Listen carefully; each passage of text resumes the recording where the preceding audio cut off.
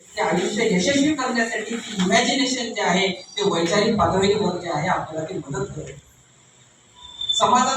समाजामध्ये होणारे बदल हे वैचारिक बदलामधून होत असतात आणि वैचारिक बदल हे फक्त पुस्तकाच्या वाचनातूनच चांगल्या वैचारिक बदल या ठिकाणी होत असतो. आणि म्हणून वाचाल असं म्हटलेलं आहे. आपण वाचलं पाहिजे. किमान आजच्या काळामध्ये मोबाईल तर सगळे प्रत्येकाची एक गरज बनलेली आहे. अन्न, वस्त्र, निवारा आणि मोबाईल असं झालेलं आहे. मोबाईल शिवाय आज मोबाईलच्या विरोधात किती जरी व्याख्यान दिलं तर त्यावर व्याख्यान देण्यासाठी सुद्धा ते मोबाईलवर शोधावं लागतं. ही आजची गरज झालेली आहे. आता आर्टिफिशियल इंटेलिजन्स आज आलेला आहे. चॅट जीपीटीच्या माध्यमातून प्रत्येक गोष्ट जी आहे आज आपण चॅट जीपीटीच्या माध्यमातून करतोय. पण ती चॅट जीपीटी एक दिवशी याला आपल्या मेंदूला चॅट लावून जाणार आहे हेही विसरू नका. कारण की आपली क्रियाशीलता या ठिकाणी संपणार आहे. ही क्रियाशीलता जी आहे आपल्या मेंदूमध्ये जर पुन्हा ठेवायची असेल तर आपण वाचलं पाहिजे. आपण कुठून आलो, कसं आलो, इथं सांगितलंय की कशा पद्धतीने जे आहे मानवजात कशा पद्धतीची आणि बरेच सुरुवातीला केशवजीने बोलले त्यांच्या भाषणामध्ये उल्लेख. अलीकडे एक युव्हान नोवाल हरारी यांचं एक पुस्तक आहे सेपियन्स. तिथं म्हणतो ते निश्चित सगळ्यांनी वाचलं पाहिजे. किंवा आपली अंडरस्टँडिंग बरोबर होईल की आपण कुठपर्यंत आलेलो आहोत. तो जर प्रवास आपण वाचला तर ह्या मोबाईलच्या युगमध्ये जर आपण गुरफटीत गेलो तर ते कसं आपलं हे जे काही आपण जे आहे आपल्याला जे आहे आजकाल आपण सेपियन्स आपण म्हणतो. हे सेपियन्सनेस जे आहे ते हळूहळू जे आहे संपुष्टात येणार आहे भविष्यामध्ये या मोबाईलद्वारे. मोबाईल असं शस्त्र आहे आणि असं अस्त्र आहे, असं एक चांगलं साधन आहे. त्याला सगळ्या उपमा आपल्याला देता येतात. कारण की ह्याच मोबाईलद्वारे तिथे मोठे कार्य आपल्याकडे हातातून घडू शकतात. आपण अनेक वैचारिक गोष्टी याच्यातून घेऊ शकतो. परंतु अलीकडे काय झालेले फक्त एंटरटेनमेंट आणि एंटरटेनमेंट. जसं सरांनी सांगितलं की तुमच्या आवडीचं तुम्ही काही सर्च करा, तुमच्या आवडीचं त्या ठिकाणी तेच पुढे येणार आहे.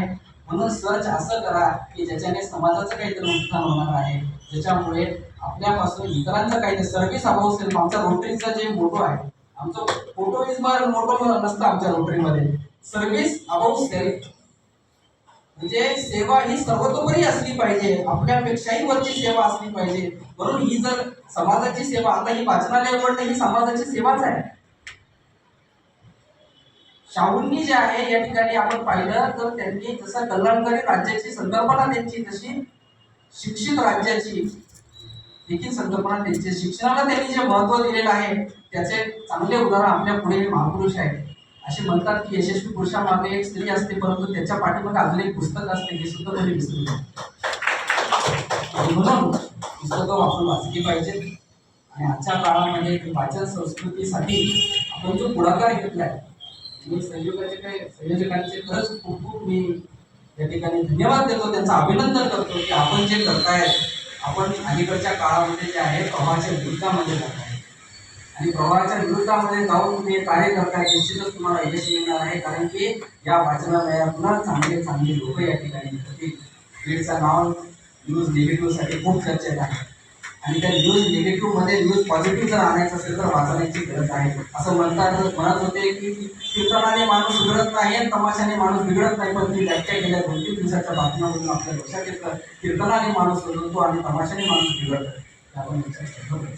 आणि म्हणून आपण वाचन केलं पाहिजे, आपण वाचलं पाहिजे. आपण भेटवस्तू ही पुस्तकांच्या स्वरूपातच दिली पाहिजे. आणि म्हणून या ठिकाणी मी आपल्या सर्वांना असे सांगू इच्छितो की जे कोणी बसलेले आहेत किंवा आपण ही मेसेज अजून 5 लोकांपर्यंत पोहोचवा की जर कोणालाही भेटवस्तू द्यायची असेल ती पुस्तक घेऊन घ्यावं. आणि आपल्या या वाचनालयासाठी जी सहाय्यता निधी असेल म्हणजे तर निश्चितच आम्ही सुद्धा याच्यामध्ये सहाय्यता निधी या ठिकाणी मिळणार आहोत. तर या ठिकाणी आपल्याला खूप शुभेच्छा. आम्हाला या ठिकाणी बोलवलं, आपला सन्मान केला त्याबद्दल मी संयोजकांचे खूप आभार व्यक्त करतो.